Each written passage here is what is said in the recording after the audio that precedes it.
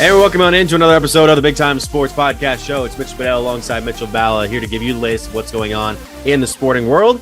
Mitch, we made it, 3 episodes before we had to go back to the remote world just because of the way the world turns, the way the world works. Yeah, Mitch, it's tough, but we're here. We're back. We're going to get 2 episodes in this week. Hopefully the one later this week will be in person because that setup does work out a lot better. But we got to get to talking about the area high school football because there's some incredible games that happened. There is some big time changes in the rankings when it comes to teams in divisions 1 and 2. And we need to talk about what happened on Monday Night Football. Well, let's start there. Let's start with the Massillon game last night. A couple of games in Massillon, by the way, that were big. We'll get to the one in a second that is pretty personal to you. But the Tigers have continued their winning ways. Namore's squad is rolling through a lot of their out of area schedule right now. They just beat St. Ed's on Friday night. They are now the number 1 team in Division 2. This is a Massillon team, and I know we've seen this a number of times before where these Massillon teams make these great regular seasons, go on these deep playoff runs. This legitimately looks like a Massillon team that could compete for the state championship this year. Yeah, and to be honest with you, and this is no slight whatsoever at any former Massillon Tiger or current Massillon Tigers, but it starts with the one Owens, Mitch. My goodness, this guy continues to get better. And the crazy part is, I feel like he saw his best football ahead of him. He had 176 rushing yards and 2 touchdowns in that 15-13 win over St. Ed's this past Friday night. St. Ed's, who was the number 1 team in Division 1, ranked nationally. So, Mitch, I mean, it's not like they just beat some pretty good team. Massillon has now shown you they can do it against a team from out of state in Valdosta like they did week 1 after trailing 14-0. And they've continued to improve, beating everybody they need to beat, like Glen Oak in week 2, which that game wasn't really close. And then they just took down the top team in the state of Ohio in St. Ed's. And realistically, it was a close game throughout, and they battled through adversity. You're talking about St. Ed's getting a 4th and 32 on their last drive, which they ended up scoring. Then they had to go for 2, couldn't get an onside kick. They didn't recover. But it really comes down to DeJuan Owens, Mitch. I mean, this guy is special at the quarterback position. Massillon got a guy into their school, obviously leaving Copley for whatever reason it was personally for him because, no recruiting when it comes to public schools. But this team, Mitch, is now getting the attention and the publicity that we all know the Massillon fans love. Can the players and the team and the coaching staff hold up to it, ignore it, and play and try to go 1-0 every week the rest of the way, and eventually, Mitch, potentially meet up with another Division 2 team that looks like a powerhouse in Archbishop Akron-Hoban, who had a 35-0 win over St. Ignatius this week. Right now, Mitch, it looks, call me crazy, I know what we're heading into week 6, I think, week 5, yep. Week 6. It looks like we are on a collision course for Massillon-Hoban yet again in the state playoffs. Now, whether it's the state semis, state championship, we'll have to wait and see because he seems to have to get there first. But my goodness, Massillon is legit. Massillon's defense really stepped up in this game. They're led by Dorian Pringle, who led the team in tackles. I believe 10 of them in the game, 2 sacks, 3 of them for loss. And, a couple of pass breakups, an interception by Adonis Vaughn, the cornerback. That was a story this week because the Massillon offense has been very solid throughout the previous parts of the season. And now they're going to have some serious tests coming up here against the likes of their Canton, Akron area opponents. You go into that matchup as well. And then you see a game like in the Federal League where a team like obviously Massillon being number 1, a team like McKinley is considered one of the top teams as well. They were able to make a huge rally this week against the Green Bulldogs. What was it? They down 28-7 at one point. 27-7.5. And Mitch, I don't know if McKinley could have played a worse first half. Keaton Rowe, the quarterback, 5 interceptions. I couldn't believe that. Now, make sure our viewers and listeners heard me correctly. 5 interceptions in the first half. 27-7.5. Green comes out blazing. Samino Manson, the Green Bulldog quarterback. Mitch, unfortunately, we'll have to see where he's at, but he leaves the game due to an injury after what I believe was 2 75-yard touchdown passes. That is the starting quarterback for Green. They then went to Antonio Martin, and Mitch, Antonio Martin is a tremendous athlete. He can play anywhere on the field, but when they take that athlete out of the backfield and out of, playing the slot or whatever it is at wide receiver, they lose a playmaker. So after that, they then had to go and turned to Jack Logsdon, who was slated as the JV quarterback. But McKinley then 21 unanswered in the second half pitch. That tells you just about how good McKinley can be. Not to get down on themselves down 20 at halftime at home. And what probably was one of the worst halves ever played by a McKinley team, at least in recent memory, with a team that has this high of a standard. McKinley still controls their own path in the Federal League, Mitch. And for Green, that's just a tough loss. That's back-to-back tough losses. They lost to Jackson the week before. They lose to McKinley this week.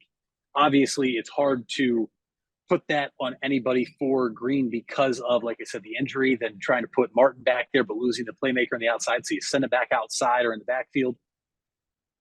But Keaton Road, what a tale of two halves. How you go from 5 interceptions in the first half to now McKinley engineers 21 unanswered. The defense steps up and plays a tremendous second half. The offense gets going, and now McKinley, Mitch, their only loss being to one of the top teams in Northeast Ohio and Avon. I mean, that's just a big-time play for them. You want to give Nino Hill his roses, too. He had, what was it, 100 and some yards rushing, 350 yards rushing on the ground for McKinley in the game, by the way.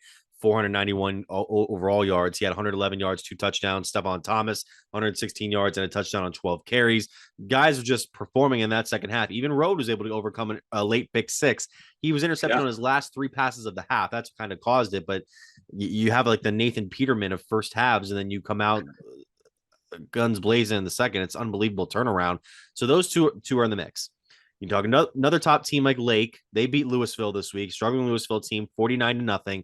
And then they will play Jackson this week after the Polar Bears had a very solid victory against their in-city rivals Perry 49-14. Yeah, Jackson handled business. Mitch, this is a Jackson team that coming into the year, you knew they lost most of their offensive line from last year. They lost their leading rusher in Jason Davide. Where was this team going to turn offensively? You had a sophomore quarterback in Lucas Eckerman who got his feet wet last year. He started the last few games, including that playoff game. But I don't know if this season could have really started any better for Jackson. We saw that week 1 matchup. Oh, my gosh, they're playing Menor. And they had Menor beat for a majority of that game before a very good upperclassman-led team came back, was able to get a big win on the road. And then since then, Mitch, Jackson has amazed. Let's say that. They have the greatest comeback in school history, defeating Mayfield at the buzzer, scoring with no time left. Then the extra point is good to beat Mayfield by a point. Then they go on the road and beat Stone. They come home, play a tough Green team. Then they play Perry. Jackson right now is also in control of their own destiny. Now, it's not going to get easy. Jackson has played 4 of their first 5 games at home. They now go on the road 2 straight weeks. And this week going to Lake, a team that just won 49-0. Lake is a tough place to play. It may be the toughest place to play just because of what the atmosphere is like when you play Lake. That stadium, one of my favorite in the Federal League. Probably my favorite if Tom Benson Hall of Fame Stadium wasn't a venue for a team in the Federal League. But this game against Perry, Noah Colando has over 100 yards receiving. He has a touchdown. Kyle Benson returns a punt for a touchdown. Lucas Eckerman accounts for over 400 yards of total offense. The sophomore, Mitch, this kid is only going to get better. It's crazy to see the progress Jackson's made, and their defense has been spectacular so far. We didn't get to recap a lot of the games last week, but the way they were able to stand tall, they had the bend, don't break defense against Green last week. Green scored the first drive, and after that, it was bend, don't break from Jackson, forcing a couple interceptions from Semino Manson. And then this week against Perry, they handled business. Now, can they go on the road? Can they take care of a team that just scored 49 points, just like Jackson did? A team that came into Jackson last year and gave them the business. Jackson has to stay focused. They can't look ahead to see they have Glen Oak after this week. They have to beat Green, and then they play, Lake, and then they play Glen Oak. And then, Mitch, there's a strong chance that the second week of October, or maybe the first week of October, McKinley at Jackson could very well be for the Federal League. Because after that, Jackson has their non-conference game against Central Catholic and then the rivalry game versus Hoover, which obviously we know. High school football, anything can happen, let alone rivalry games, anything can happen. It's always a fun game when Jackson and Hoover meet up. But they can't look that far. But it's hard for you and I and others not to look ahead and see that in 3 weeks. We have Kent McKinley at Jackson, and boy, oh boy, could that be a fun one. That's a team Jackson has not beaten in years, Mitch. And could this finally be the year? We're going to have to wait and see. Jackson's going to have to get past a tough Lake team first. I was going to say that Lake game is going to be the sort of test to see whether Jackson can compete in there. And then I believe Lake would take on McKinley the week before you Yep, guys take on McKinley. correct. So whoever wins that game is definitely going to have an almost immediate test between that winner and then the Bulldogs for possibly the conference title. In the smaller school division, one team we wanted to shout out here because a lot of teams, are kind of still in the mix. Canton Central Catholic's in there. We'll get to my other teams in a second, but the Canton South Wildcats, man, averaging 45 points a game, crushed CVCA this week.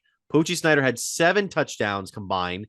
He 5 players in the end zone for the Wildcats. This is a dream season right now for Canton South, and it's only going to get even better. They play Manchester this week. They haven't won a game, and Snyder has a chance to break the all-time passing record for Stark County. This is unbelievable. And Mitch, he's very well on his way to doing that. He just has to stay healthy. And for Canton South, first off, they are now ranked 2 in Division 4.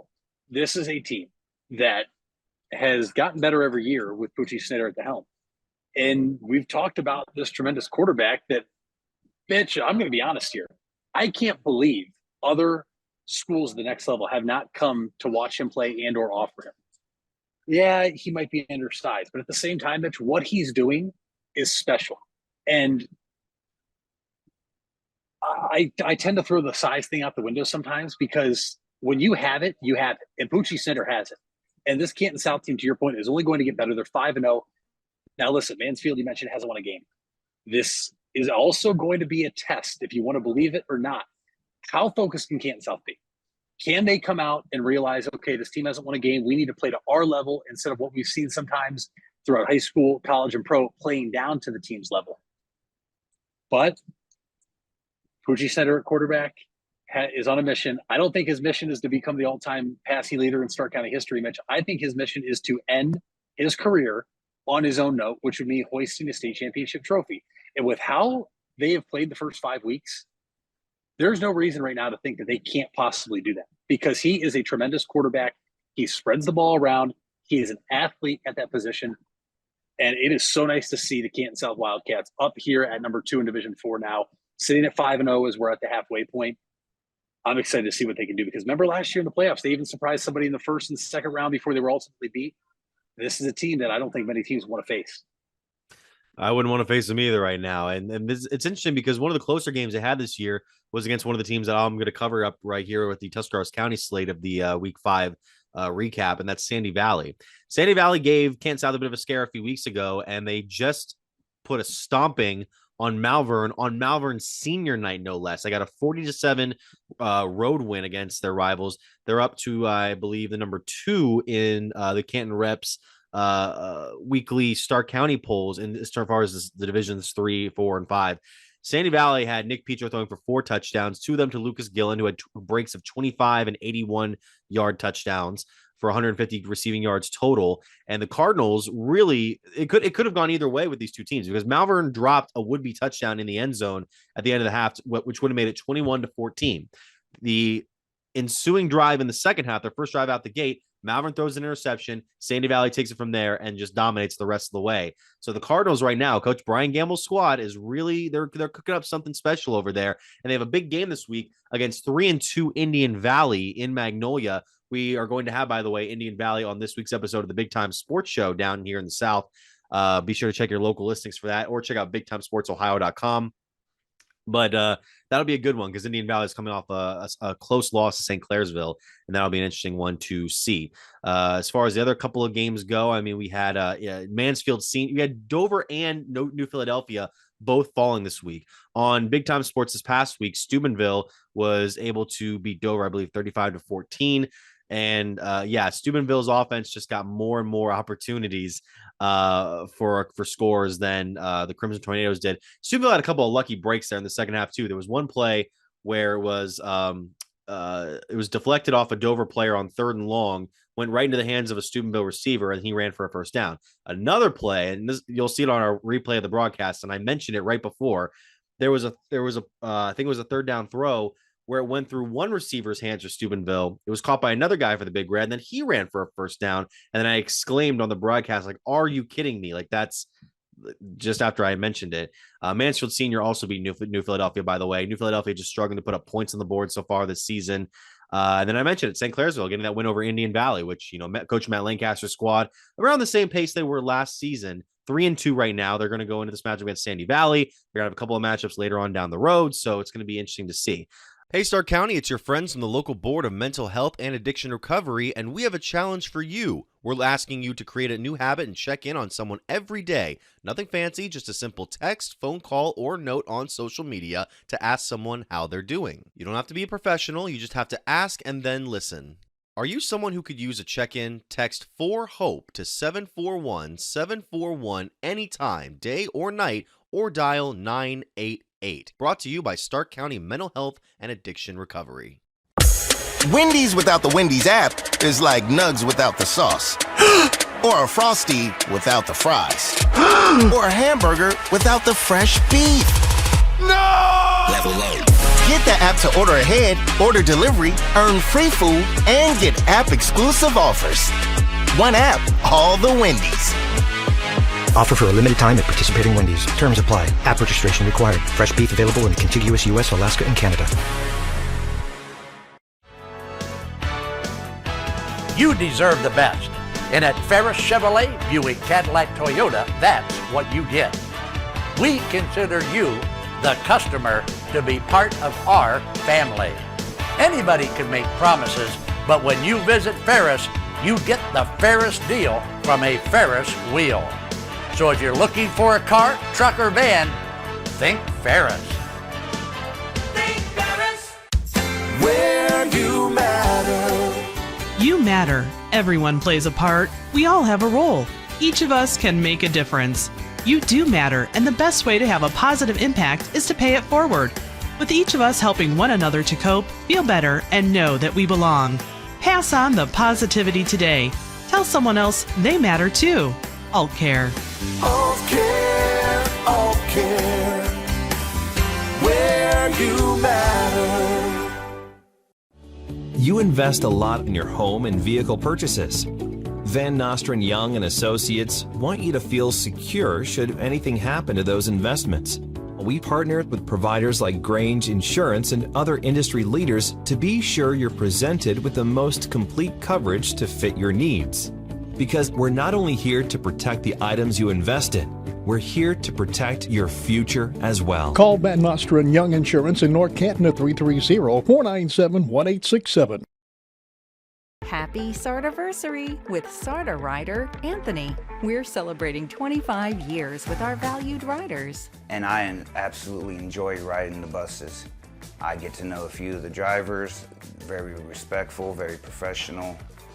Just an all-around about good experience. It helps people get to where they're going, disabled, veterans, or people going to work. Thanks to all our riders as we celebrate Sarda 25 at Sarda. Let's talk about what we wanted to talk about. So I'm wearing black today in mourning. Here's the thing. I'm going to sit here and be the optimistic realist because I understand after last we got the worst end of two focal points last night. If Nick Chubb had gotten injured and we had won that game, I don't think we'd be panicking as much.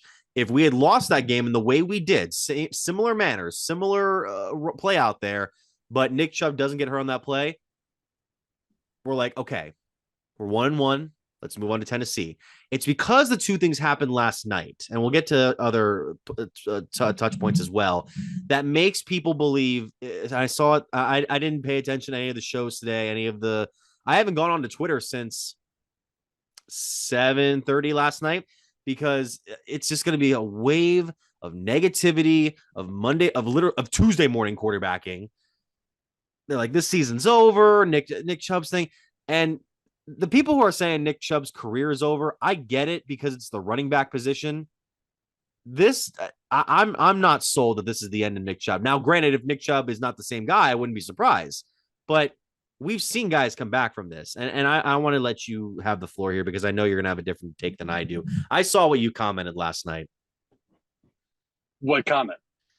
It was under a particular Instagram post, one that one professional football franchise. I saw it. We all saw it. I mean, no, I don't know if we all saw it, but I saw it for sure. Well, I'll start with Chubb. Neither you or I are doctors last time I checked, unless you just recently completed getting your doctorate in I the did not. doctor field. Okay, so this is all speculation. Yes. At the same time, though, what we can do is take some of the facts that we know. It's a gruesome injury. What we've seen put out there by allegedly real doctors is that the timetable for this return is a 15-month recovery. Yeah. However, that is for first-time knee injuries. Right. This is the same knee Nick Chubb had a complete blow-up in 2015 against the University of Tennessee at Georgia. I don't want to – Mitch, I hope his career's not over. I hope it's not. At the same time, if it is, I wouldn't be shocked either, because this is a knee he's already had reconstructive surgery on. He tore his ACL, PCL, MCL in 2015. This is something that is a very serious injury, and it's not something that it was like a fluky injury where he got rolled up on. I mean, you play football, it's a violent sport, we get it. But at the same time, him going down last night took everything out. I was sick. I was sick sitting there, because he is what the Cleveland Browns are. He is what the city of Cleveland is, right? Hard work, puts his head down, goes to work, doesn't care about all the flashiness and getting all the recognition.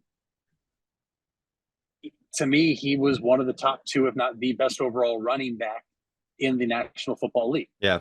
I think Christian McCaffrey being able to be a receiver obviously plays a different factor, but when he went down, it felt like it took all the air out of everything for the Cleveland Browns. He's not replaceable. I don't want to sit here and act like he is. Can guys step up and have big games? Sure. I thought Jerome Ford did a very nice job last night stepping up in a role Mitch he didn't expect to be in. No way, shape, or form did he expect to be in that role last night.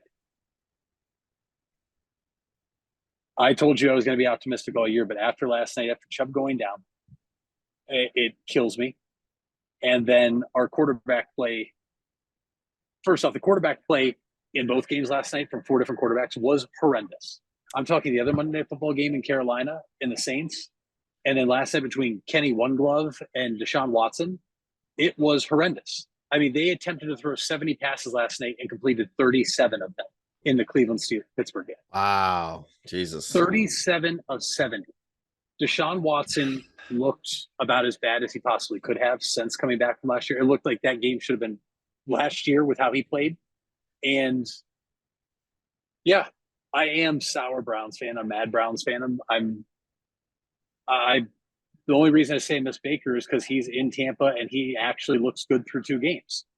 Yeah. Jedrick Wills is terrible.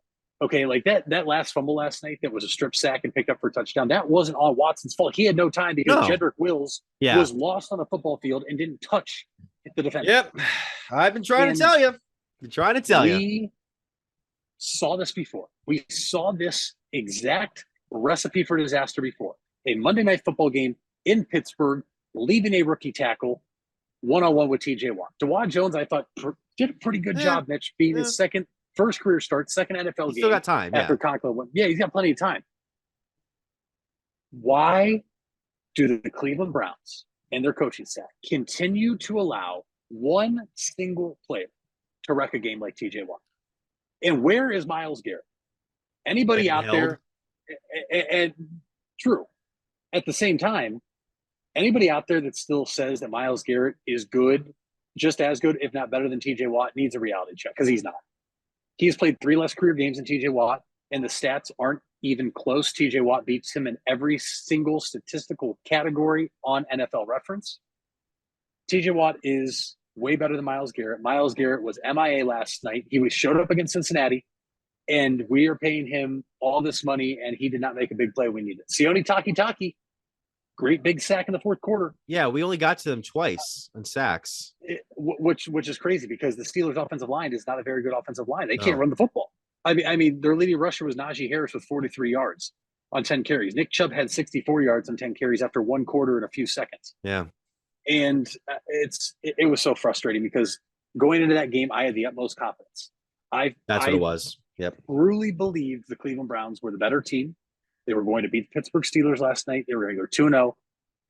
The first play of the game, miscommunication. Watson thought Bryant, who is another Cleveland Brown that I think his time here needs to be done.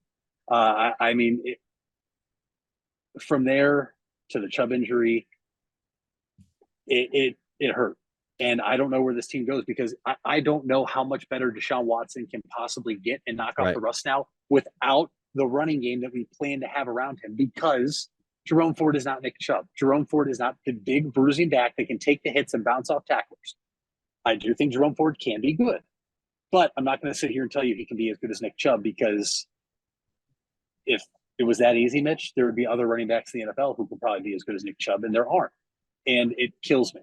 I don't know what happens now. I think Stefanski, I can give him a pass for last night because you obviously expected to have a game plan with Chubb involved. But at the same time, some of the play calling was terrible. Deshaun Watson and his throws to the outside along the sideline were terrible. People that want the pass interference call at the end of the game, it needs to be a better throw from Deshaun Watson. It does, yeah. That to me, that ball wasn't catchable. And that's probably why the flag wasn't thrown. Was he being held? Absolutely. It was obvious, and it was in front of an official. Did it feel like we got cheated a couple times when it came to calls last night? Yes, it feels like that every single time. The most egregious non-face mask I've ever seen in my life. Now and then, of course, he does it twice, but he's still right. It sucks because this Pittsburgh Steelers team is not a good football team. I mean, sorry. Everybody that's like, oh, this is a sleeper. This is a mid Steelers team. This is a mid team. This is a team that is probably. This is a team that's probably going to be the first team that doesn't go 500, because you can't go 500 anymore in the NFL with 17 games. But Mike Tomlin never had a losing record. He's never been below 5. This is going to be the first team that does it, because Kenny Pickett is not good. They have injuries already. And for how many injuries were there last night? For both sides. A few, yeah. A lot for the Browns. A lot of guys shaking up. That Minka went out. Denzel, Newsome. I'll withhold my comments on Minka. I know. Well, I don't think he meant it, but you got to be more careful than that. And it's because he got hurt that we're mad. I don't know where the Browns go now. I don't know if I can be that guy that was optimistic. Deshaun Watson has a long way to go. Yeah, he does. And I don't know if he might be too far gone. And if he is too far gone, and in worst case scenario, Nick Chubb's career is over, Mitch, this team is stuck in a spot to where they are going to be in a lot of trouble for the next 3 years. I mean, it's certainly like it's a mental thing still, because even a guy who was one of the best deep ball throwers over the last couple of years should have been intercepted in the end zone on that one the last night. And then there were a couple other ones where I'm like, where is he going with this? And you kind of hope it can be fixed, but especially for a guy that, already isn't the most loved in the league, I'm sure it can be kind of taxing on you, whether or not it pertains to the details in the cases that happened against him. Now, to go back to what you said, though, about where the Browns might be stuck at running back, I've come to the conclusion, my own personal conclusion, that I don't think we're as stuck as a team like, say, the Jets are at quarterback. Here's the thing. Aaron Rodgers going down, I think was more catastrophic to the Jets, because you're putting Zach Wilson in a position where he was last season and was supposed to keep growing. And now that he's thrust back into it, he's still not ready. And that's all they're stuck at right now. Right now, it's harder to find a free agent or a trade quarterback than it is to find a free agent or trade running back.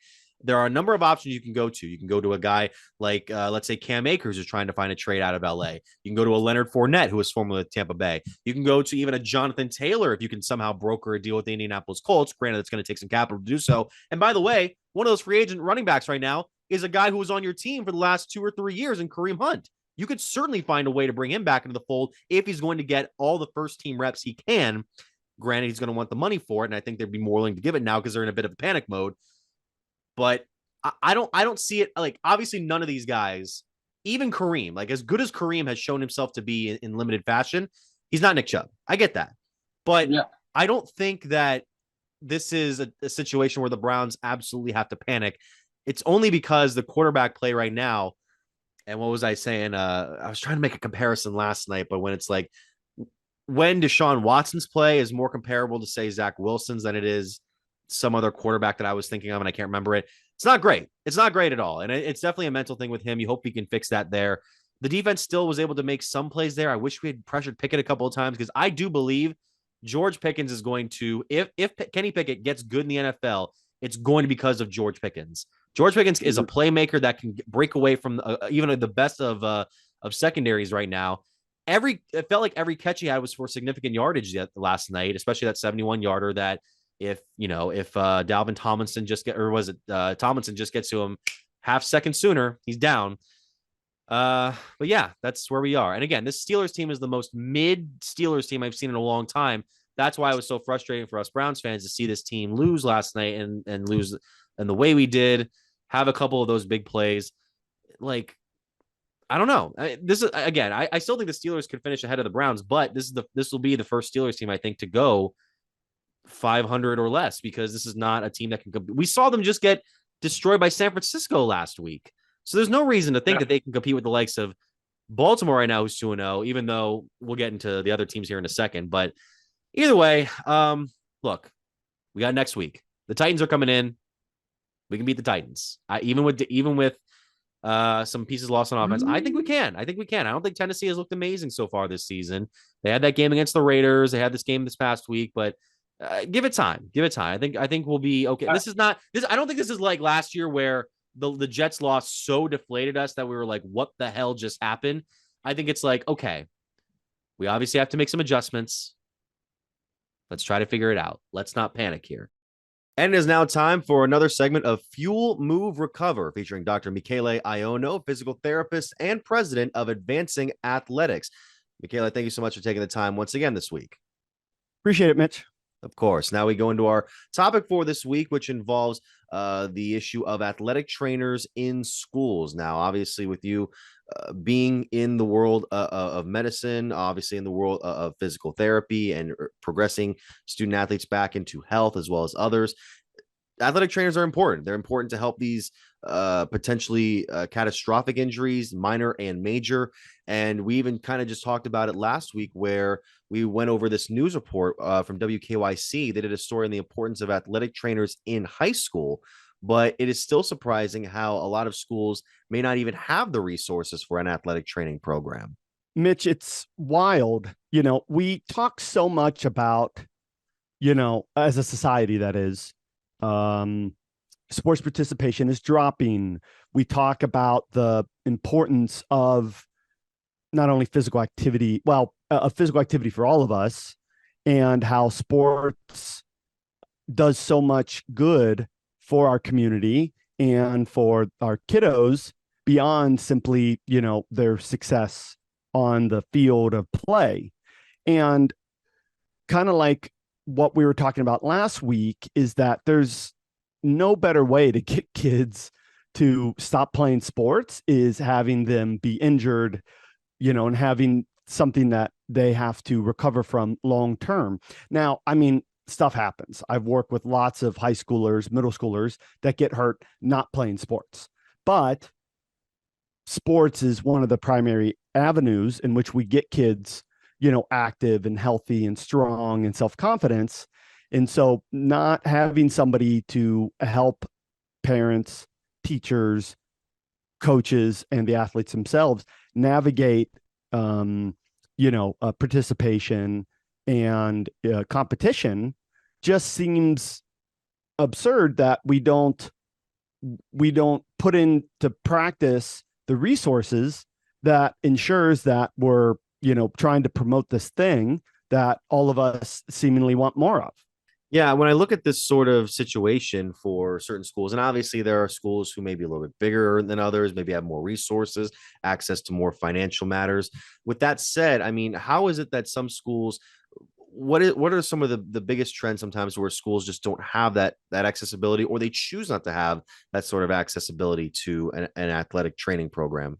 Well, I think first and foremost, it's to acknowledge that schools want to have everybody, want to have all these facilities. They want to hire the best teachers. They want to hire the best administrators and coaches, great facilities and everything else. It's just, of course, like it is in all of our lives, it comes down to money. It comes down to, the resources. And part of it is, the specific school district you live in, which is dependent on levies and taxes and, state funding, of course. And then the other thing is what your school district prioritizes. So, the numbers, there's 840 high schools in the state of Ohio. And the numbers that this article that we referenced from WKYC put out, only 80% of them have an athletic trainer that is at all associated with the school. That's full-time and part-time. And less than half of them have a full-time athletic trainer. And, only, and 20% of them have no athletic trainer at all.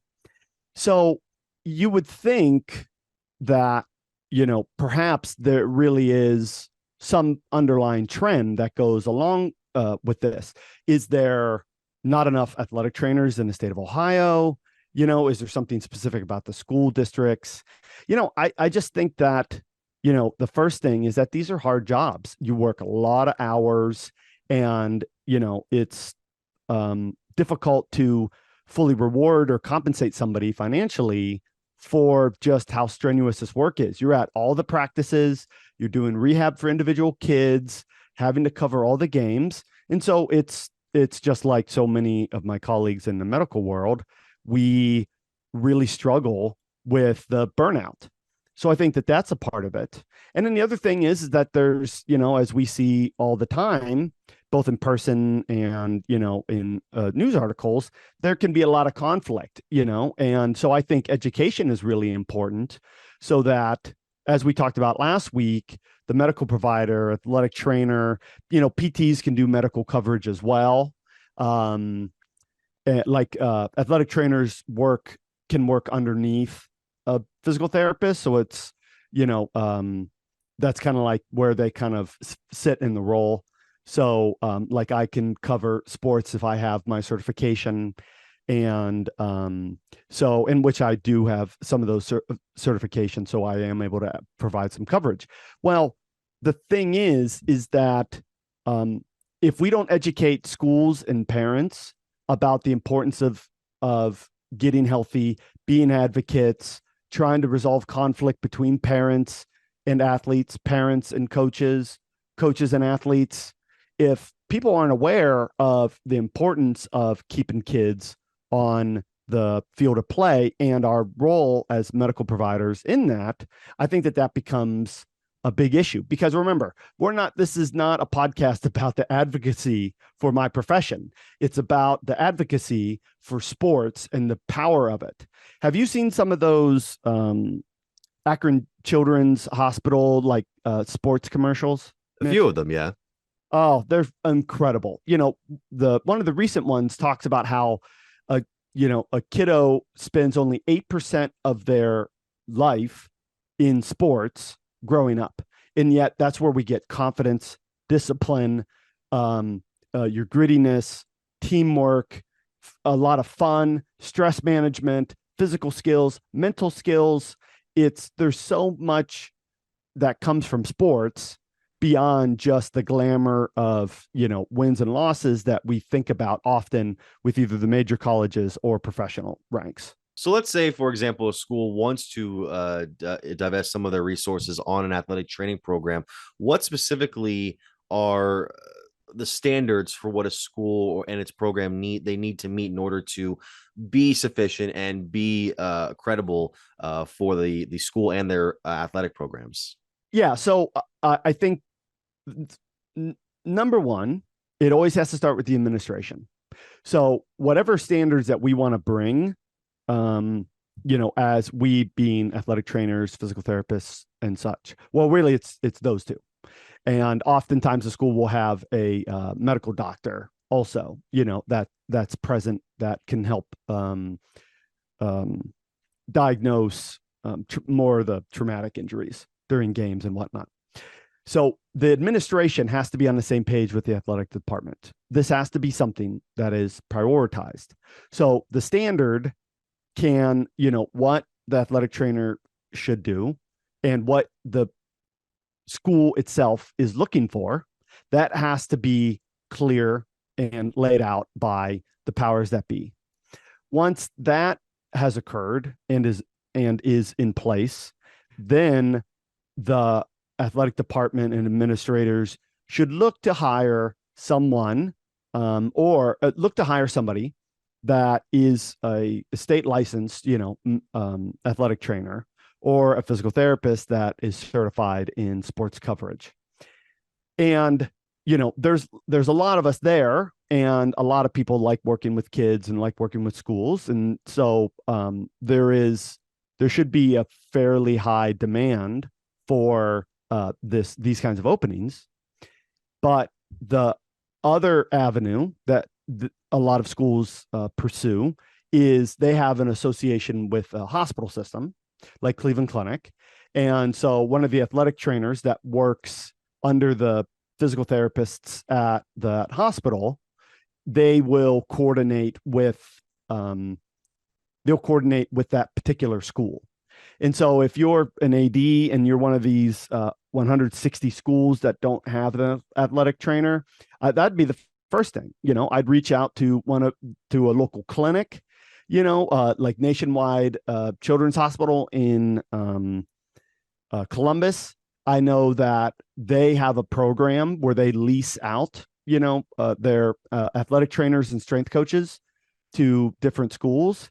So, I would start to do that, maybe leverage the medical doctor, the team medical doctor. They might be a person that also can help you with that, and or our state board, the athletic trainer, physical therapist, and occupational therapist board in the state of Ohio. And, they should be able to help you with this as well. So, but you have to have that plan first, and then you have to have enough motivation and incentive within the school to want to fill this role. And obviously, the point of an athletic training program is to help kids when they're injured and help them recover from injury. But to you, what are some smaller factors that people may not take into account when you're thinking about the difference between kids getting back healthy and recovering well versus potentially having some serious effects from a particular injury? That's a good point, Mitch, as well, because a lot of people think of, my profession, athletic trainers, is you're either broke or not broke. And so if you're not broke, you can play, and the coach can figure out, who's hurt and who's not hurt. And then, and we talked about, as we mentioned earlier in the segment last week, so you can go back and listen to that episode if you missed it, about,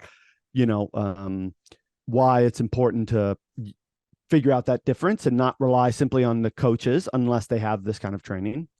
But so some people think that, well, if the kids aren't broken or they're not injured, well, then, they can just play. And then it's kind of an issue that figures itself out. Well, the smaller factors that can play into this beyond just rehab, injury, diagnosis, screening, whatever, is giving really sports specific guidance to the coaches and players to make sure that these kids are succeeding on the field, not only just able to participate itself. So think about things like monitoring heat acclimatization. So we're able to see if kids are responding okay to heat at the beginning of the season, especially with like football, soccer, these other tennis, these other outdoor sports. Kids aren't spending a lot of time outdoors these days, which is a real thing, something that we're able to track, and to make sure that kids are staying healthy while they're kind of ramping back up in the sports. Also, just like generally speaking, nutrition and hydration, being an advocate or being a source of information for the kids and the coaches to be able to troubleshoot, how the athletes are responding to their sport, so on and so forth. And then I think about other things like arm care for volleyball, baseball, softball, making sure rotator cuffs are staying strong and there aren't weaknesses that are accumulating before the season even starts. Or like dry land workouts for swimming and diving. So able to make sure that the athletes that are getting in the pool have the strength, flexibility, and stabilization in order to compete well. So all these kind of, like, there's really good research about agility programs for basketball players and the benefits in ACL injury reduction with that. And then, we've also talked a lot about head injuries in a previous episode, administrating baseline tests so that we have a cognitive baseline for athletes. So when they do get hurt, we then have a standard to judge them against. Doing the concussion rehab itself, helping to monitor symptoms that can be tricky sometimes to identify for athletes and their parents. And then the final thing is what I mentioned a bit ago, which is, conflict resolution between coaches, parents, and the athletes themselves. So trying to figure out what's best for the athlete, which at the end of the day, that's what, almost no athlete, just from pure, percentages, are going to become professional. So this is supposed to be for fun. It's supposed to be for the soft skills that you're learning. And it's supposed to be for something enjoyable. And so being able to help athletes, parents, and coaches navigate that so kids are having good experiences as well as competing well are some of the smaller factors beyond just doing rehab that I would encourage everybody to consider when we're thinking about this topic. Doc, where can people who are searching for your kind of services find you or Advancing Athletics? Yeah, so you can find me, my email, recover@advancingathletics.com. If you have questions about what we've talked today or any of the previous topics. You can also find me on social media, on X and Instagram, at Michele Ionno. MicheleIonno, and follow our company, Advancing Athletics, on Facebook and Instagram as well. That's another edition of Fuel, Move, Recover. Michele Ionno, thank you so much for taking the time this week. Thanks, Mitch. Vibe Auto Sales, located on West High Avenue in New Philadelphia and Cleveland Avenue in Canton, is a used car dealership committed to getting financing for everyone. We give every customer that walks in our showrooms a prime buying experience, no matter their credit score or financial situation. Current inventory can be viewed at www.wefinancenow.com. Check out our Facebook pages for the most up-to-date information about upcoming events and promotions happening at Vive Auto Sales. Are you trying to increase your speed, quickness, vertical leap, and agility? If so, NST Sports Performance is for you. NST trains athletes ages 5 through pro. NST designs each program specific to the athlete's needs, goals, and sports. For more, visit nstsports.com. Locations in North Canton and New Philadelphia. It's nstsports.com. If you're looking for a new or pre-owned car or truck, why not see the Parkway Auto Group? Parkway is a special group of automotive experts with 8 brands to satisfy your needs. Come see the difference at the Parkway Auto Group on Commercial Parkway in Dover. 8 brands and 1 family. It's Parkway Auto Group. The Furby Electric Supply Company has bright ideas for your home. Save money by converting to energy-efficient electrical products or add ambiance with beautiful lighting features. It begins with a professional consultation and a visit to the Furby Lighting Showroom. Then certified Furby contractors complete your project right and on time. Since 1934, 4 generations have built a reputation of quality and trust, and they offer emergency services too. Just visit Furby.com. That's F-U-R-B-A-Y. The Furby Electric Supply Company. It takes a lot of practice to have a winning team. Albin Title has over 100 years of combined experience handling real estate, title, and escrow transactions. They serve Tuscarawas, Stark, Carroll, Harrison counties, and more. So choose Albin Title for your next home refinance, sale, or purchase. They'll get it done quickly and professionally. Contact Albin Title at 330-334-5800 or visit their website albintitle.com. Let them put their experience to work for you. We all have 206 things in common. Our bones keep us up and moving. And we at Cleveland Clinic Union Hospital care about every single one of them. From the tip of your finger to a brand new hip, our orthopedic experts will keep you going while keeping you safe. For every break and breakthrough, for every bone and joint, for every care in the world. Get the care you need when and where you need it. Visit unionhospital.org. Fall is in the air and part-time career enhancement courses at Buckeye Career Center are on the horizon. Registration is now open for Introduction to Beekeeping, Basic Small Engine Repair, and Sign Language. These part-time offerings run on Tuesday evenings and begin in November. Let Buckeye Career Center help you learn a new skill or advance your current skill set. Call 330-339-2288 for more information or to reserve your seat in one of these or our other part-time classes. Have you checked in on someone yet today? This is your reminder. A simple text, call, or message. You don't have to be a professional to check in. You just have to ask and listen. Are you someone who could use a check-in? Dial 988 24 hours a day, 7 days a week. A message from Stark County Mental Health and Addiction Recovery. But going over to some of the NFL teams that we want to talk about, I mentioned like we have a better record than the Bengals right now. And we're panicking more than the Bengals. Now, granted, the Bengals didn't lose Joe Burrow last night, but the way he's been playing right now, I don't know, man. I mean, it's not great. It's very weird. And even with Burrow coming back from injury for the second straight year in the opening season, I don't know. Right now, the Bengals just kind of look like the same vanilla offense they've had for the last 2 years, to where it becomes so predictable that teams can just expect what's coming. I think that's definitely a factor. I think that there's two sides to each side, two sides of this.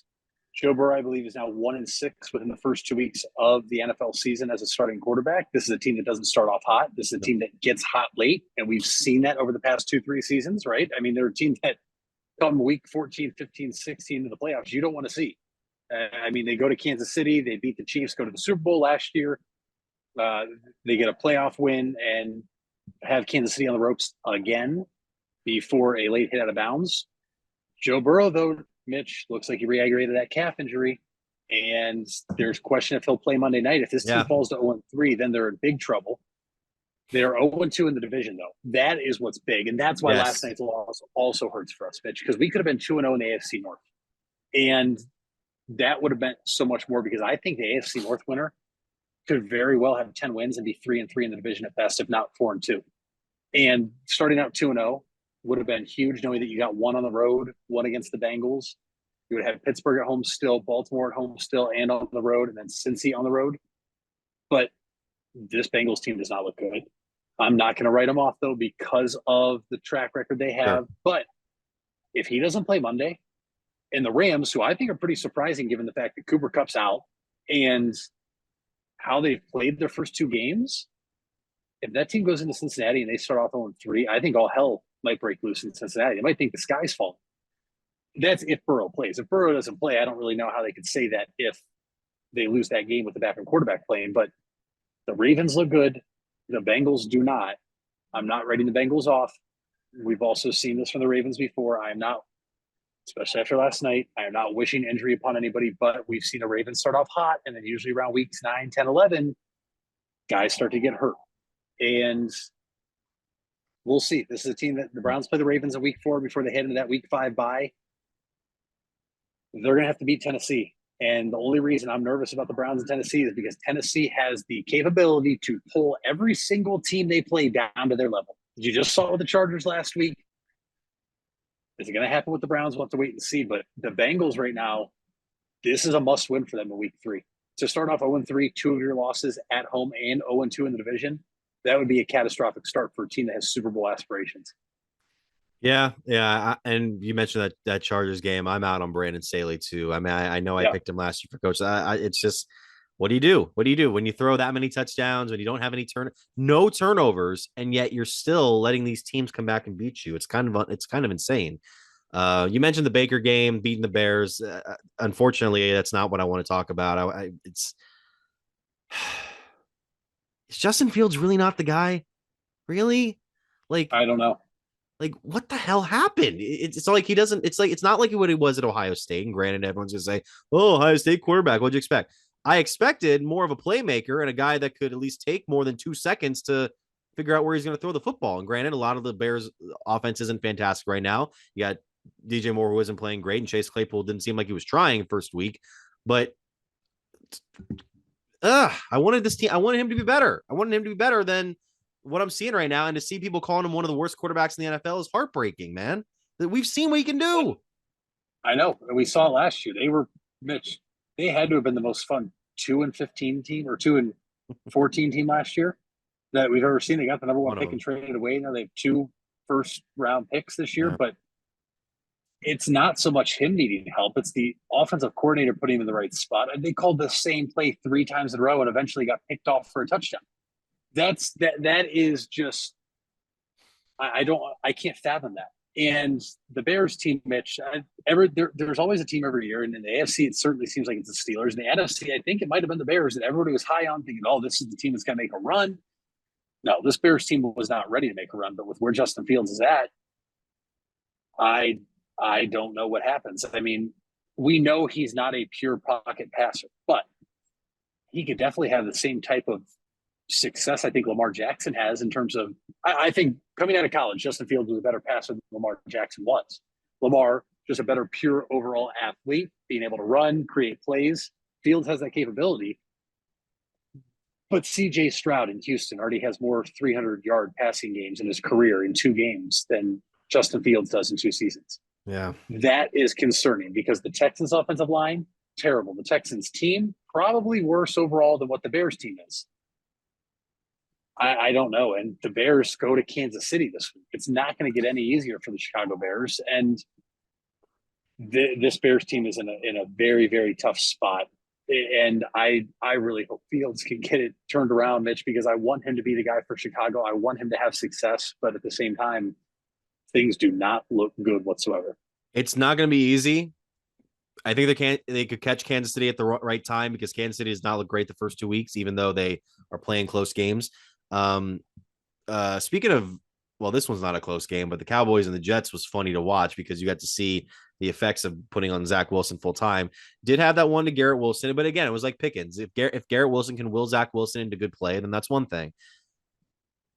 Look, I feel like it is too early for me to make this statement, but I'm going to make it anyway. I think the Dallas Cowboys might be the most complete team in the NFL right now. And I say this after they've played 2 teams that have not looked fantastic. I understand this. But Dak Prescott is throwing the ball pretty well for the most part. That defense looks insane. They just obliterated a Jets defense that made their own case for being good against the Bills. I don't know if this team can last the whole season at this level. That's going to be the test. And if you last the whole season, then you have to go into the preseason. And if you last in the preseason, you got to make it all the way to the NFC Championship to finally silence all the people who expect the San Francisco 49ers to just beat you out again. Now, granted, who knows what the odds are of them facing off in the playoffs again, but this is where I'm at right now, to where Dallas is like, I'm looking at this Dallas team. I'm like, okay, we've seen stuff like this before. And then I think, no, we haven't. This team looks actually better than the ones we've seen before. I part of me kind of hopes I'm right. And we get to see this Dallas team kind of match up to Philadelphia a little bit. Even after Philadelphia has looked not that impressive against the likes of the Patriots and the Vikings this year, the Vikings who are probably going to trade Kirk Cousins here in a few weeks. Well, I'm to you hoping you're right. I don't. I love when the Cowboys fail. It makes football 10 times better. Them staying on this, the America's team. They're not America's team. Let's cut that crap right now. If you ask anybody in most other states that have professional football teams, nobody gives a crap about the Cowboys. If anything, people like when they lose. Right. They beat the Giants, and listen, I'll give them their flowers. That was one of the most impressive games I've ever seen a defense play. The way it just imposed their will on the Giants. The Giants looked like the worst team at football week 1. And then the Jets game, they did what they had to do. And I'm not a Dak, fan or believer. He's a top 10 quarterback. He played well against the Jets, 31-38, 255 yards passing, 2 touchdowns. Those stats, to me, he was more of a game manager. Didn't try to do too much. Mike McCarthy calling the plays now. We know he likes to run. Pollard had 72 yards. Vaughn had 16. Dowdle, 26 yards. Don't even know who that is. That's a third-string running back. He's getting rushing attempts. Mike McCarthy had shown you, granted, it was with a top 5 quarterback at the time, probably one of the greatest quarterbacks of our generation, Aaron Rodgers. He can win a Super Bowl. He's also notorious for falling apart late. And so this Cowboys team, I think, given the the schedule and the Jets not having Aaron Rodgers, not lucked out, but they played two of the lesser football teams in the National Football League so far. They're going to have to prove it. They will prove it here as the season continues to go on, but their defense is legit. They are the second best defense right now in the NFL statistically, which is crazy because they're behind the Cleveland Browns and we're 1-1. Cleveland Browns have only given up 14 points, 2 touchdowns in 2 games so far. The Cowboys given up less, but when it comes to percentages and all those other, metrics and stats, the Browns actually rank number 1 overall right now, followed by the Cowboys. And then to me, I think it's the Cowboys and the Niners are the best defenses, and defense wins championships. So, Mitch, to your point, we might be on a collision course to see these two teams meet up in the playoffs yet again. And the Cowboys are going to have to try to shake all the ghosts they've ever had recently of not being able to beat the San Francisco 49ers, no matter who the quarterback is. The defense is good. Dak Prescott has played solid so far. This is a team I'm not going to buy right now. I want to see them do it longer. Fair. Totally fair. A couple other 2-0 teams, Miami, of course. You could buy. I would think people are buying them more often than people are buying Dallas right now because they looked good against the Chargers, looked good against Tampa Bay or New England. Offense looks good, and if Tua can keep it up, stay healthy, they got something special. Baltimore, obviously, you got those 2 games. Dallas and Philadelphia, we mentioned them. Atlanta, New Orleans, and Tampa Bay are 2-0, which is insane to me. That whole NFC South is going to come back down to earth here in a few weeks, but again, I don't really know who can. Maybe the Saints just because they have more veterans, but who can last in this division?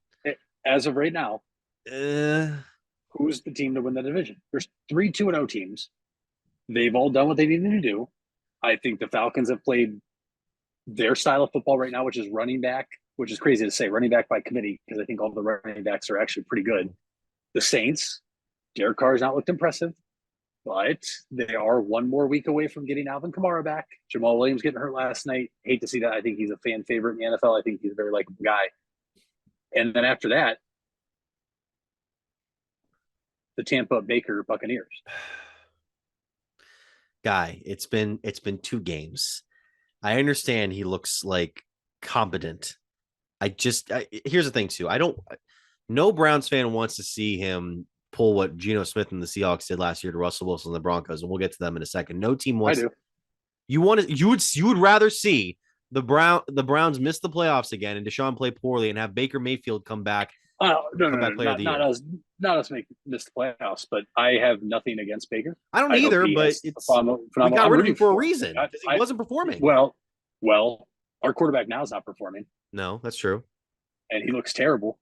And guess what? We're not going to be able to move off him as easy as it was for Baker. No. And if it progresses this way, it's going to be a conversation for mid-season. Is it more the quarterback or is the play caller? Right. And that's the conversation we won't have today because it's only been 2 games. But Baker's played to his strengths. Now, here's the thing that I don't think a lot of people took note of. Geno Smith, amazing season last year in Seattle, right? I mean, totally resurrected his career. That offensive play caller is now in Tampa Bay. And we've already seen Baker kind of shake some cobwebs. So when Baker had that really successful rookie year, they got rid of Zampese, who was the quarterback's coach, and they thought it was all Freddie Kitchens. There was very few people saying, I think it was Ken Zampese, the quarterback's coach. And when Zampese was gone, that's when things unraveled. Now, was it? I'm not saying that's why it unraveled in 2019. Yeah. It could have been Odell. Freddie Kitchens obviously was not a good coach. It could have been anything else, a multitude of reasons. The 2019 Browns team was just so many things wrong with it. You talked about the veterans in New Orleans, and I agree with you. I still think they're probably the favorite to win that division. Tampa Bay, though, has a number of veterans, too, that have also won a Super Bowl recently. And I also think this is not a joke on Baker's height. Mm-hmm. But at the same time, Michael Evans didn't get that contract extension. Baker being able to hit Mike Evans right now, Mitch, I think is a combination of Evans wanting to perform to get paid and also Baker having a big target he can see. We know the knock on Baker was his height, can't see over the line. Mike Evans is a tremendous receiver. He's going for his 10th straight 1,000-plus yard receiving season. This is a guy, Mitch, that's probably going to get Hall of Fame consideration, if we're just being honest. I think it's going to come down to the Saints and Bucks, but at the same time, I can't write off the Falcons. But back to the original point, I am rooting for Baker. I think it would be I'm not rooting for the Browns to fail. I'm a Browns fan first. Obviously, I want Watson to be good. But I do hope Baker latches on in Tampa. I hope he's the guy down there because he still gave us, to this point, the most memorable season and probably the second or third most memorable season in our lifetime behind the 2007 season when it was his rookie year, when all of a sudden we were just fun to watch again when he got thrust into that Thursday night game against the Jets. But I'm happy to see Baker having success. I really am. I am. And I did comment last night, for those that didn't see, on the Browns post that we lost, that should have kept Baker. Should have kept Baker. And I kind of feel that way after 2 games. And anybody, I truthfully think that last night we probably win that game with Jacoby Brissett. That's how I feel. It also, I meant to bring this up too. If Deshaun Watson was an objectively full-on proof, complete gentleman, we would not care one lick about Baker this year. But it's going to scare me if this trend continues in the next couple of weeks and we start to see what might be allegedly karmatic effects. Last team I wanted to talk about was the sneakily. I mean, I think it's because nobody's talking about them. The 2-0 Washington Commanders, because they've taken a rookie quarterback. They've taken a coach that was on the hot seat. They've taken a team that has underachieved the last couple of years, and they just won 2 straight games. They won their first week game. They survived their second week game after a miracle play from the Broncos where they had a Hail Mary to the end zone, and then they got away with a roughing the passer or pass interference call, and all of a sudden they're in a good spot right now, which is very fascinating to watch. And I don't know. Time's going to tell if we're going to see this Washington team be able to compete. I highly doubt it alongside Dallas and Philadelphia. Listen, with how Philly's looked, Mitch, I don't think they've looked anything as near as close as they did last year through the first 2. Let's keep in mind they lost their defensive coordinator, their offensive coordinator. This is a team, I think, trying to adjust to things on the fly. I think Dallas right now is the favorite, but I do think I had 2 teams that I thought were sneaky teams, both in the AFC and NFC, and the one in the NFC was the Commanders. I think Sam Howell actually has the potential to be a pretty good quarterback. And the other team in the AFC, the Browns, just so happen to play this week in the Tennessee Titans because I think Mike Vrabel is a really good football coach. And that team, albeit below average at quarterback, still has Derrick Henry, DeAndre Hopkins on his last legs. But I like where the Commanders are. It didn't look pretty week 1 going up against the Arizona Cardinals. And it certainly didn't look good early on, down 21-3 to the Broncos. But they didn't give up. They fought. They came back. They won. And this is a team that I think that, as bad as it looks as they continue to win, they're going to build confidence and continue to get something rolling. And I'm actually excited to see what happens here with the Washington Commanders. Now they play the Bills this week, and then they travel to Philly, but then they come back and they play the Bears, and they go to the Falcons. Like this is a team that at 2-0, when you look at their next 4 games, I think 4-2 is a very real possibility for the Washington Commanders. I was just gonna say, if you can go 2-2, that's gonna be a good run for you.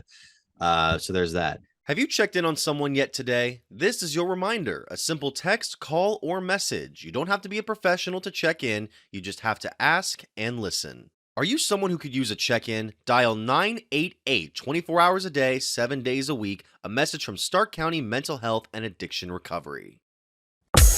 Wendy's without the Wendy's app is like Nugs without the sauce. Or a Frosty without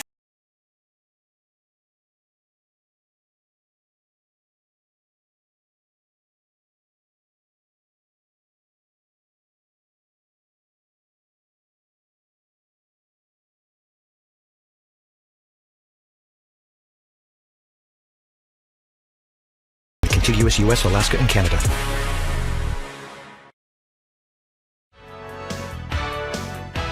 You deserve the best.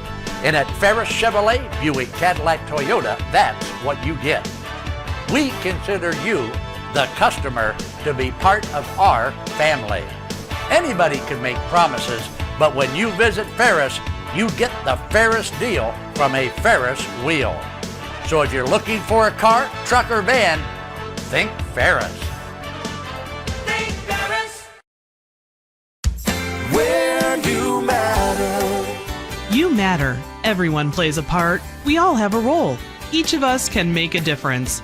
You do matter, and the best way to have a positive impact is to pay it forward. With each of us helping one another to cope, feel better, and know that we belong. Pass on the positivity today.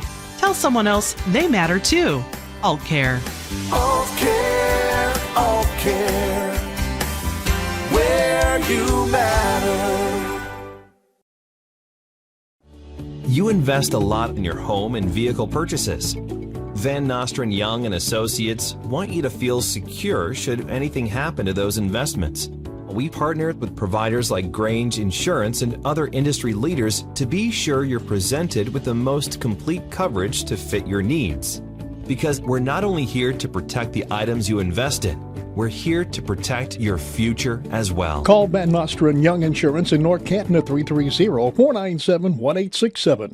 Happy Sardiversary with Sarda rider Anthony. We're celebrating 25 years with our valued riders. And I absolutely enjoy riding the buses.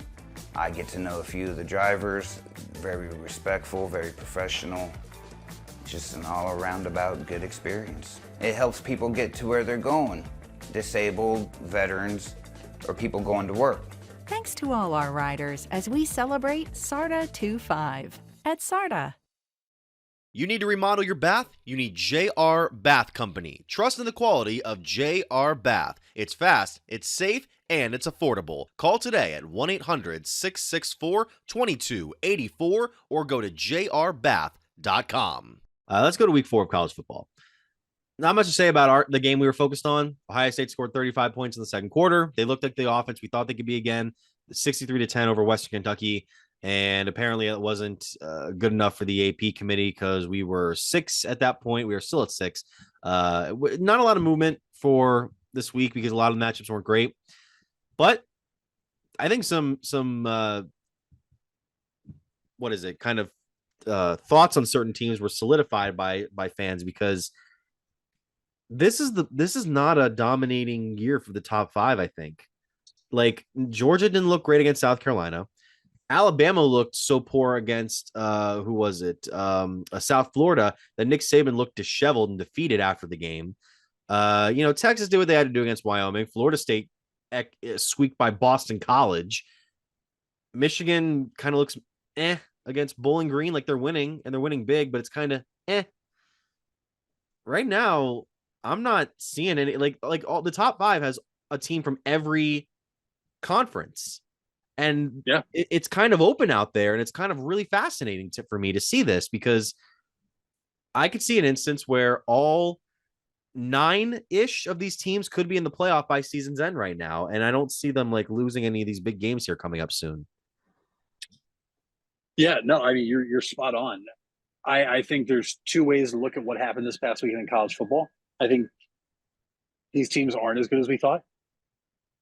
Is one way. I think the opposite way is if you haven't yet, and I'm sure we'll talk about this later in the week, Mitch, in our next episode, go take a peek at the college schedule coming up this weekend, all the big time matchups, because is it the team isn't as good, or is it the fact that most of these top 10 teams were caught looking ahead to the matchups they have this week? I believe it's 8 top 25 matchups this week, and then another one including Clemson and Florida State, which that should be a big one. Mm-hmm. You're talking about 9 amazing, really 9 games that could very well be the game of the night in college football this week.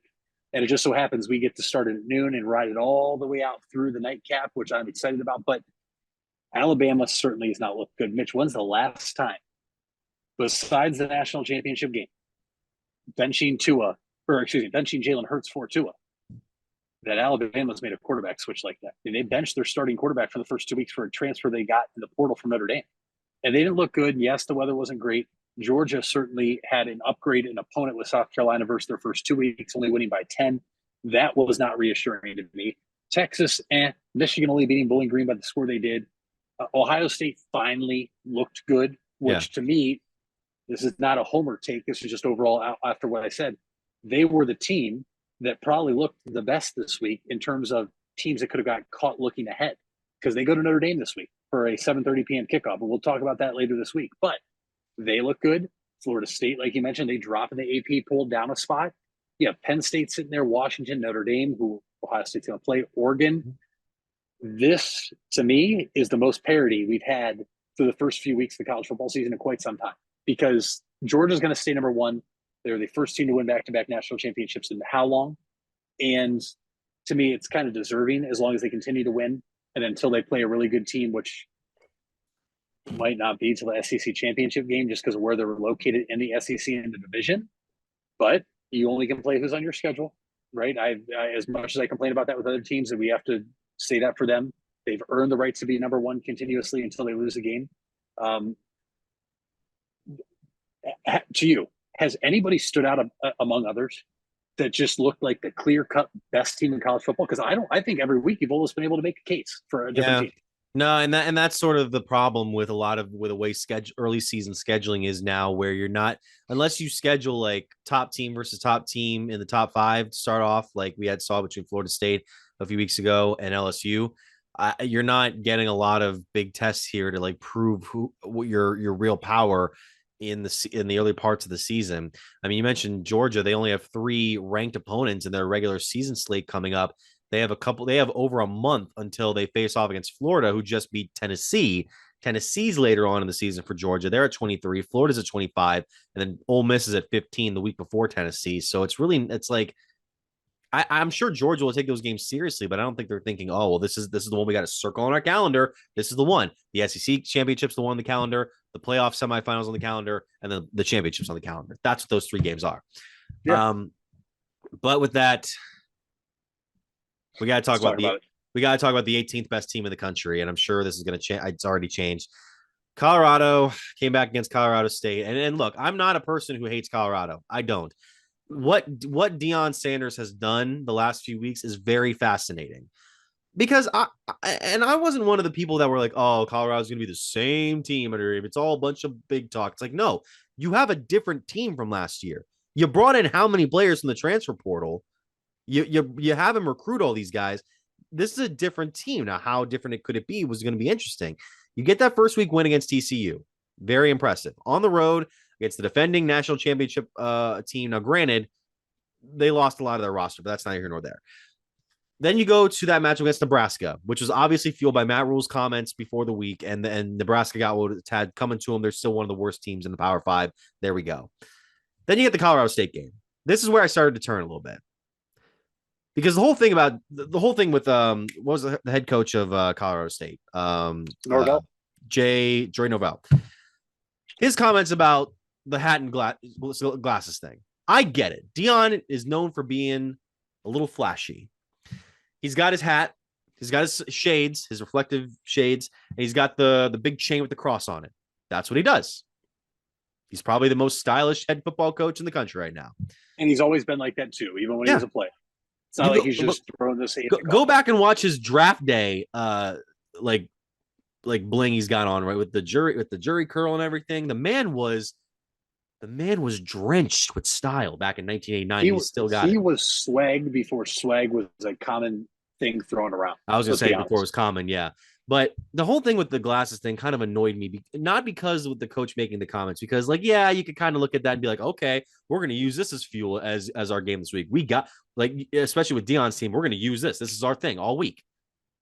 It was how that quote, I think, was used against Norvell that kind of annoyed me, because then you saw Deion passing the shades and stuff out to people on the pre-game shows, and how his company like started raking in the big bucks because he started buying those shades, and how like a lot of the media members who covered Deion over the years, who worked with Deion over the years, who are friends with Deion over the years, they kind of got into that as well. And you know, you could say they're just doing their job, they're trying to cover all the press that's going into this game, but you kind of tell it's like, yeah, like you really want Deion to be like the main guy right now. And that's understandable. That's fine. Deion's doing something different from a lot of college football coaches, and it's exciting. You got famous people showing up to Boulder, Colorado now, all these names. You got Offset, Lil Wayne, The Rock. It's crazy right now in Boulder.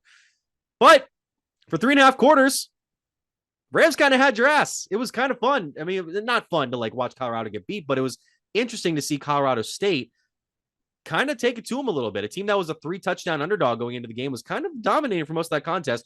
Granted, some people kind of started to take away from them because they started giving some cheap hits. You obviously saw the hit to Travis Hunter, which I cannot believe that guy was not ejected from the game for. Granted, he did not deserve the death threats he's reportedly been getting since that's happened. I agree.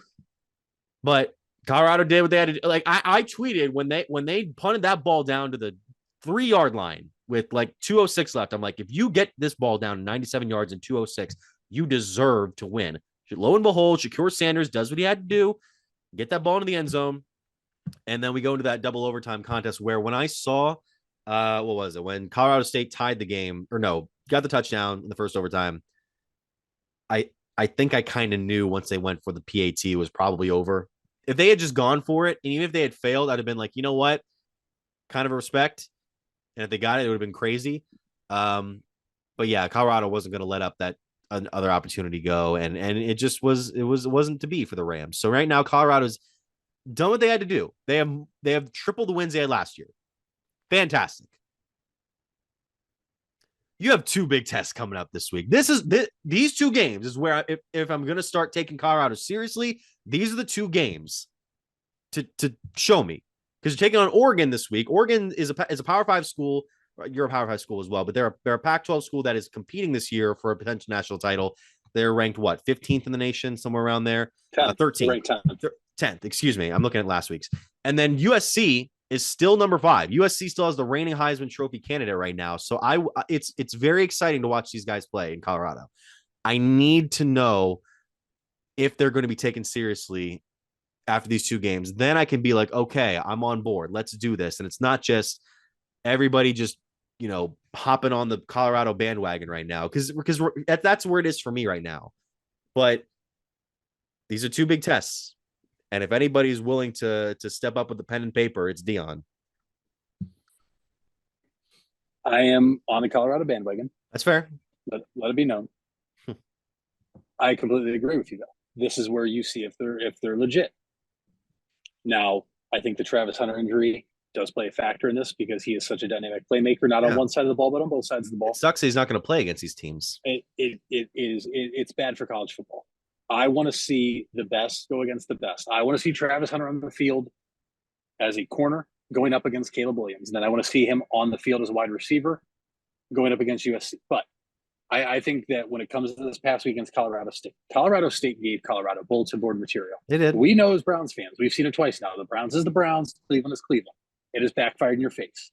Everybody, myself included, after that, thought this is it. They're 23.5-point favorites. They're going to blow them out. Whether Deion said anything or not, all those Colorado State players, Mitch, they have social media. They have phones. Deion, in my opinion, then provided more bulletin board material than for them by buying all those shades. And it fired Colorado State up. It also said, hey, we're not going to let him say the things he said about our coach, disrespecting his mom, blah, blah, blah, whatever, this, that, whatever. We have something to prove here too. And they played very, very, very well. And I think that is kind of where the tide changed. Because I think if Deion doesn't do the whole, I'm buying everybody glasses, and we're going to walk out with these glasses on, maybe it's different. And if Travis Hunter plays the entire game, maybe it's different. But I think they both provide a bulletin board material. And I love the response that Norvell had at Colorado State after the loss, and saying how the team was all at the voluntary workouts next day in the morning on Saturday. That was a great college football game. Now, I'm very upset with myself, but at the same time, I had a wedding. So I, just torn up the dance floor for 3.5, 4 hours. So I was very tired. So I fell asleep at the end of regulation, didn't see overtime. But this is it. This is where we see if Colorado's legit. And now if they go to Oregon this week and they lose a close battle, and it's as simple and mistake-free as Oregon just beat them and they win by, 34-31 game. Maybe Colorado's legit. Maybe Travis Hunter makes a difference. We'll see. I do think that, though, going on the road to another hostile environment also played a factor for how that Colorado State game went. I think they were also looking ahead. But at the same time, when I look at the show sheet you share with me, you have a point on there, and I'm going to bring it up. Should you storm the field if you are a 3-touchdown favorite? I was at an Ohio State game against Penn State in that game a few years ago, and I had said, man, it'd be cool if they stormed the field. But at the same time, Penn State was unranked. It was a night game. Penn State unranked. It was like, whatever. And fans stormed the field. Yeah. And I joined. I was like, it's cool. Yeah. I'm going to storm the field. I've never done it before. Just say I did it. At the same time, when I'm typically saying, because people were asking, you think we'll storm the field? I was like, no, this isn't a big game. They're not ranked. This isn't to knock them off. When you're in the position of Colorado, this is a team that has tripled their win total from last year. They doubled it in week 2, and then they did better in week 1 than they did last year. they don't know any better as fans right now because they have not seen this, Mitch. In terms of the publicity, in terms of the hype, and then in terms of just the pure success. I mean, Colorado has been a dead program now for a while. Mhm. And Deion has brought full attention to Colorado. It's very much deserved. We know what he's about.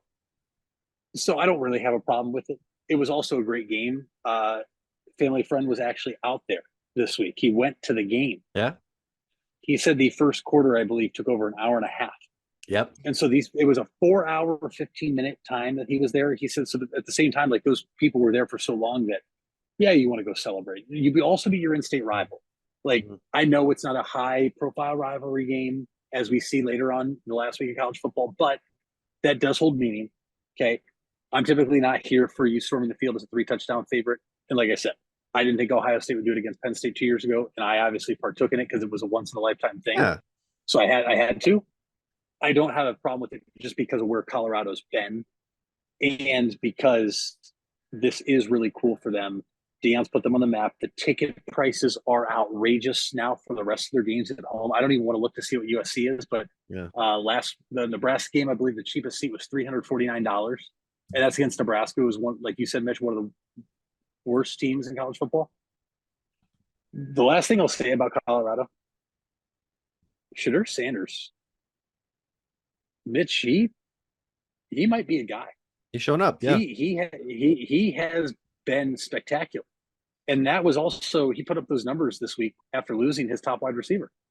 And I'm here for it. I think that they have kind of overcovered Colorado? Sure. But at the same time, are they appealing to a brand new market? Are they appealing to all the Deion Sanders fans and now also Colorado, who, why on earth would they have cared about watching College Game Day and everything over the past 3, 4, 5 years? Yeah. They are.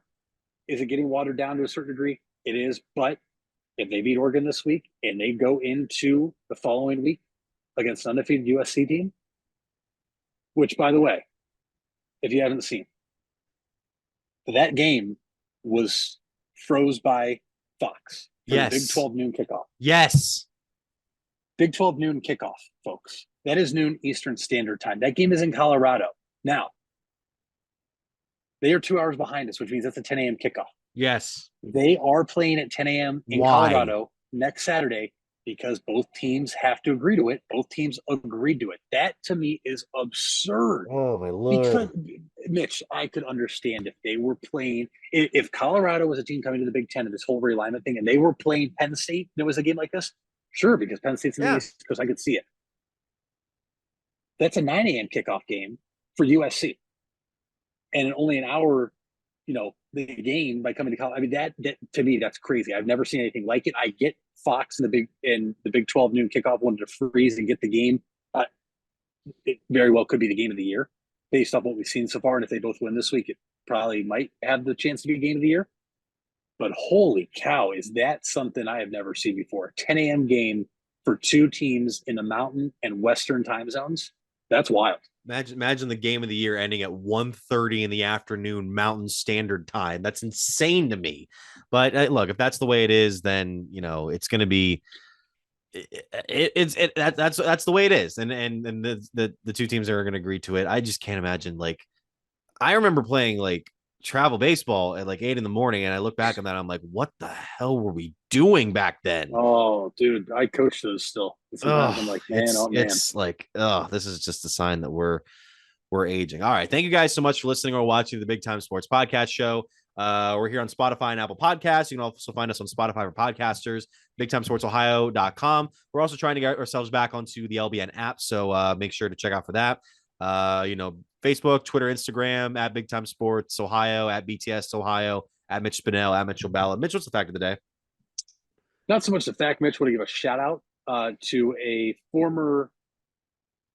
I never played with him, but I did have classes with him in college. Jaleel McLaughlin of the Denver Broncos. First career touchdown this week. Oh, was he the guy that caught it at the end when the Hail Mary? No, he ran it in early on for Denver. So it was really cool to see. Went to Division II Notre Dame College in Cleveland, then went to Youngstown State, went undrafted. They signed him. He made the team as an undrafted free agent, and he scored his first career touchdown in the second week of the season this week. very, very cool to see Julian McLaughlin, one of the nicest kids and people I have ever met in my life. Most humble athlete. I mean, this is a kid that in 3 years broke pretty much every single rushing conference record in Mountain East Conference play. Also came close to breaking the all-time Division II rushing record in just 3 years.